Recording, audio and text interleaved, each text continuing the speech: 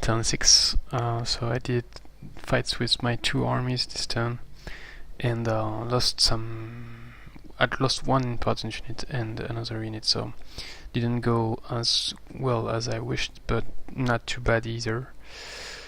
So first thing was, surprisingly for me, I reached RG1.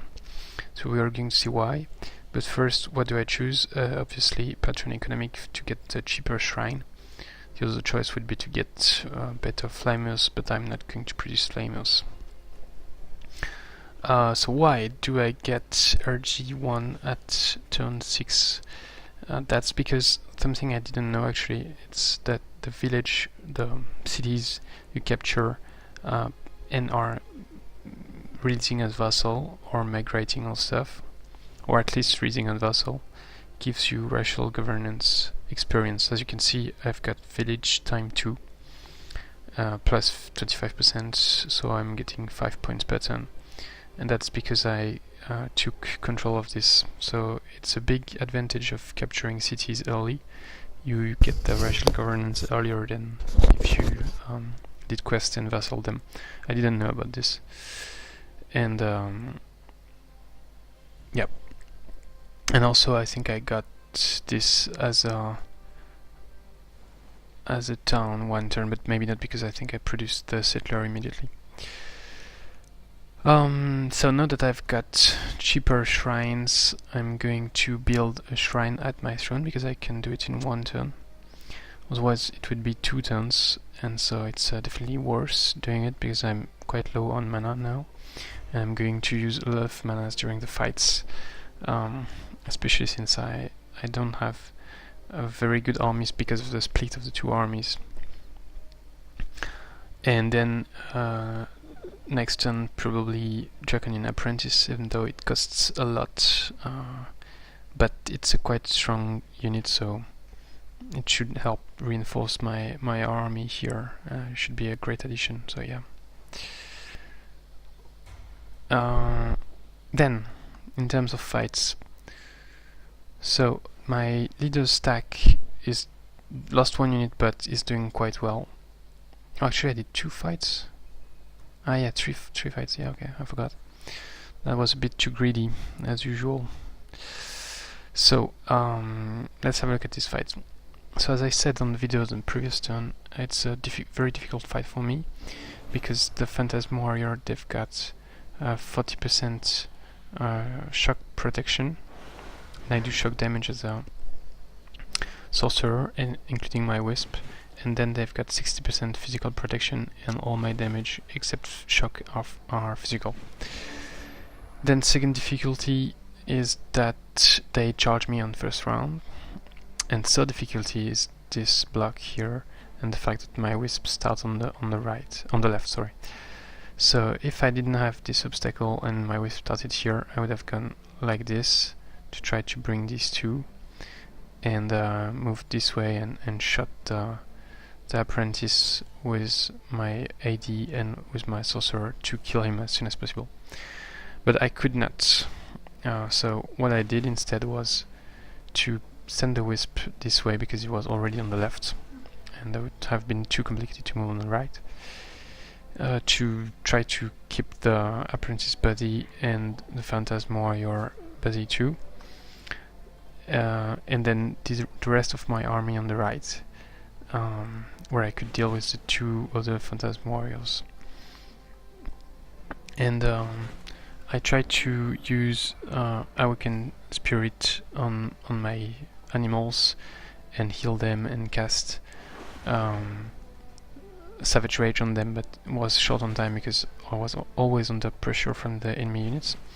And especially the Apprentice, instead of going for the Wisp, went for my Warg, even if he could strike only once, probably because the Wisp had 11 and was guarding, so 14 defense resistance, and the Apprentice could do only 1/1 damage to it, whereas on the Warg could do more damage. So it meant I had 3 units to deal with instead of 2, and 1 Phantasm Warrior kept busy by the Wisp. So then at this stage, probably made a mistake of sending the Tiger here, because I didn't anticipate I would take so much damage from the Apprentice.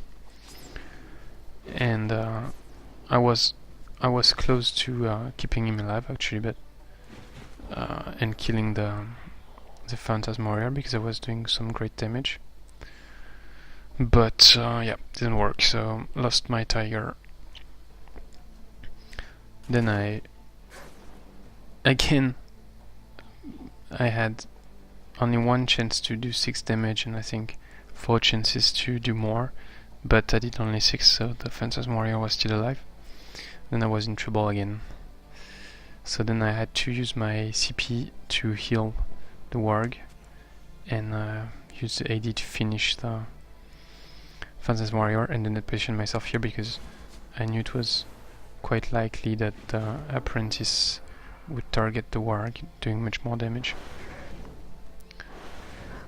As you can see, I managed to keep this Phantasm Warrior far away, so then I can deal with the Apprentice,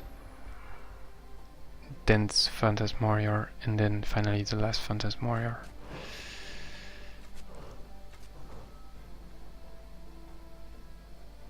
So I think I went physical. Yeah, actually I'm doing some nice physical damage. So yeah, that's the end of this fight. So could have done better probably by not sending the Tiger, could have kept him alive. Even though I would have taken more damage on my hero and leader, but that's okay because they're full health.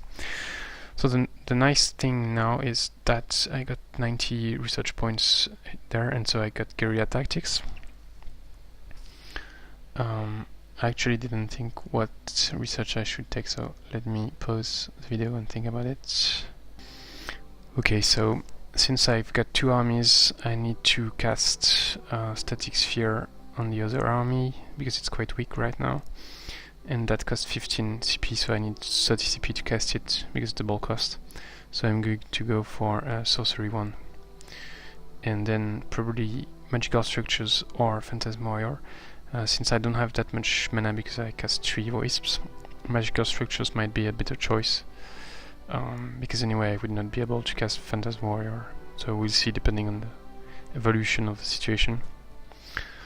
Then the good point is that now I'm level, so I've got access to Call Ancestral Spirit, which is going to change many things and make fights much easier. And let's take also lesser Befriend Animal. So now I should be okay with this stack with 5 units. So I need to be cautious doing this fight, but I think should be okay. And then I'm probably going to see the tomb, but probably going to move here, or actually through here, clear the Sage Hut for some racial governance, and then see where I go. But it's a funny map with some nice water, stuff like this. Interesting, huh? Never had a map like this before, I think. And my leader, my leader reached level 5 also. And floating would be nice, and main magical being also, even though I don't need it immediately, and I'm not sure if it's once per battle or with cooldown. I'm going to check. So I think it's once per battle in the balance mode, and it's cooldown 2 on support units like Apprentice. So I'm going to take floating, and strong will actually is nice too, but just floating for now, or actually not. I'm going to wait even more because I don't need floating right now, so when I need it I'm going to take it. And my magical being also, I don't need it right now because I'm okay in terms of health with my Wisp. Then the other fights. So I did a gold mine and a grid farm, and sorry, gold mine was actually the toughest fight, and I was about to lose a crusher but then the AI did something weird and didn't kill it, and almost killed the Dread Monkey, but was lucky and didn't kill it, and so yeah, didn't lose any units. And then I did second fight, and yeah, didn't think it very well, and so lost Raptor, which is my best unit. So I'm in trouble, but yeah, I will deal with it, I guess. And so now I'm waiting to do the Magma Forge fight. So I still have 7 units thanks to the Great Farm. I got a Warg. And yeah, going to be cautious. And then next time, probably going to move to the Watchtower, Necromantic Circle, maybe the Ancient Ruins, but it's a quite tricky site, and I don't really have any good units here, so we will see. So that's it. Thanks for watching, and see you next turn.